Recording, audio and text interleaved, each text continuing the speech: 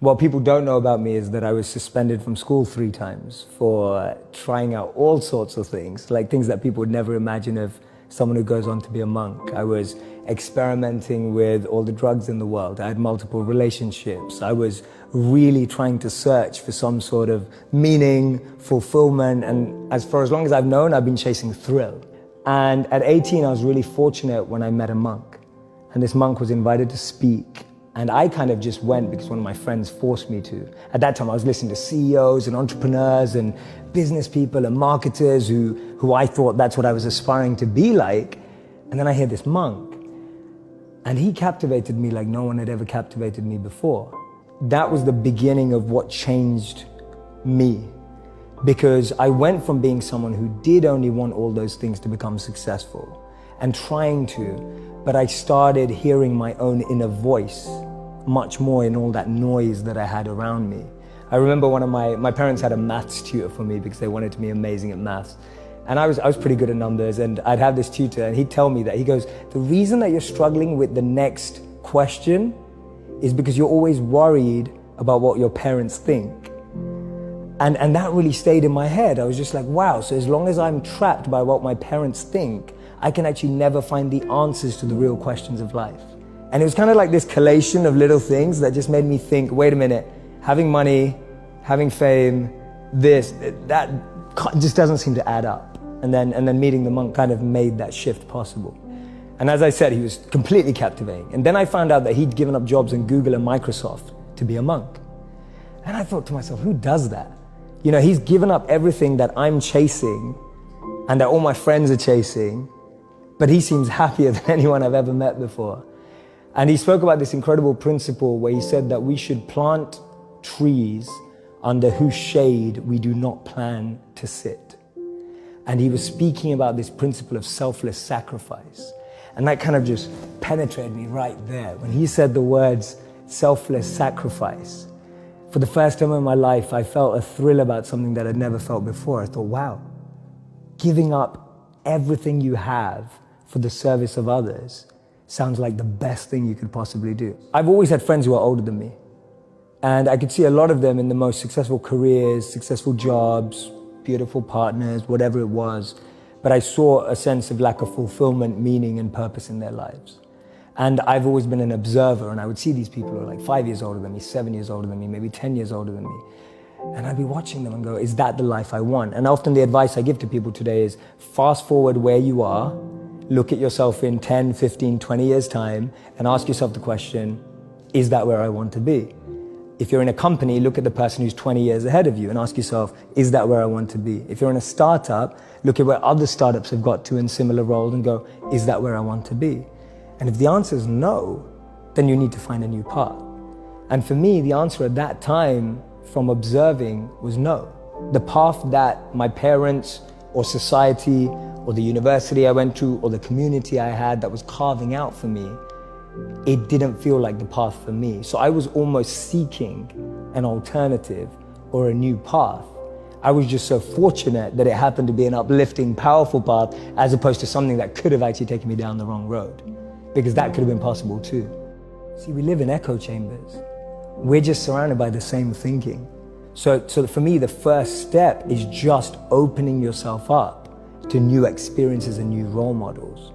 Because most of us can't see ourselves in people, so then we try and fit ourselves into the boxes that we do see.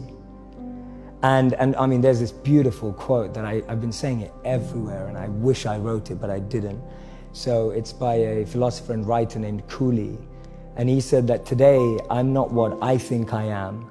I'm not what you think I am. I am what I think you think I am. So we live in this perception of a perception of ourselves. Hence, my identity is made by what my parents think I should be. My identity is made up by what my college or university thinks I should achieve.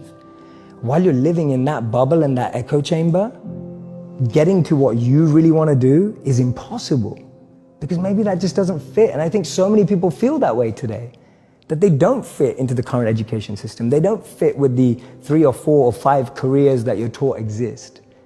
So that process of self-excavation and actualization first requires being exposed. You can't be what you can't see. If I never saw a monk, I would never have wanted to be a monk.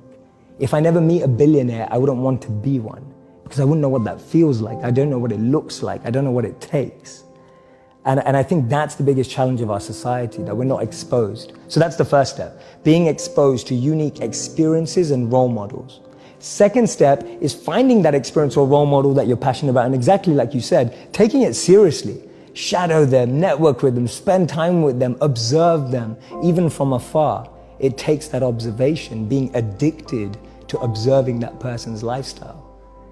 And then the third step is going yes or no. Does that work for me? Not everyone who's going to go off and become a monk is going to feel like the way I did, and that's cool. But not everyone is going to go and follow and shadow a billionaire and go, that's exactly the lifestyle I want. They may want the result, but do they want the hard work that goes with it? And so for me, that's the third step. It's observing, focusing, shadowing, getting as close to the process of that individual, and then going yes or no. Do I want that process? Not do I want the result? To be able to train the mind and energy to focus it exactly where you want it and when you want it to be. You are completely detached and undeterred from external ups and downs. You're able to navigate anything that seems tough, challenging, fun, excitement, with the same amount of being equipoised and balanced and equanimity, without being too excited in pleasure or being too depressed in pain. But knowing how to navigate every situation, to me, that's great strength and great power. There's a beautiful verse in the Bhagavad Gita that says that detachment is not that you own nothing. Detachment is that nothing owns you. And I love it, because to me that summarizes detachment in a way that it's not usually explained. Usually people see detachment as being away from everything. Actually, the greatest detachment is being close to everything and not letting it consume and own you. And that's real power, that's real strength. How many people do we know that have had fame and then that fame has ruined them? So for me, that definition of detachment is possible to practice even in the real world, rather than saying, oh, I'm just gonna have a really simple life, I'm just gonna have nothing in life. Being able to overcome ego, being able to overcome envy, being able to overcome jealousy, being able to overcome the negative of competitive state. There's a positive competitive state and there's a negative competitive state. Today, when people are looking on Instagram or Facebook or YouTube, all you're looking at is, oh, she got that many likes, or he got that many likes, she got engaged, or he got married, or, oh my God, look at her body, or look at that. And it's like, that stuff's destroying us inside. Envy, jealousy, ego, greed. To be able to have enough clarity to purify yourself of those things is going to alleviate the biggest anxieties and depressions of our time and mental health problems. And we know that. We know that because all the mental health research today suggests that things like isolation, overexposure, we now can have more pain consumption in one day because of what we're exposed to than the pain we would have had in a lifetime. That's huge. Like that's ridiculous to think that in one day, because of the media, news and social media, we consume more negative than we did in a lifetime.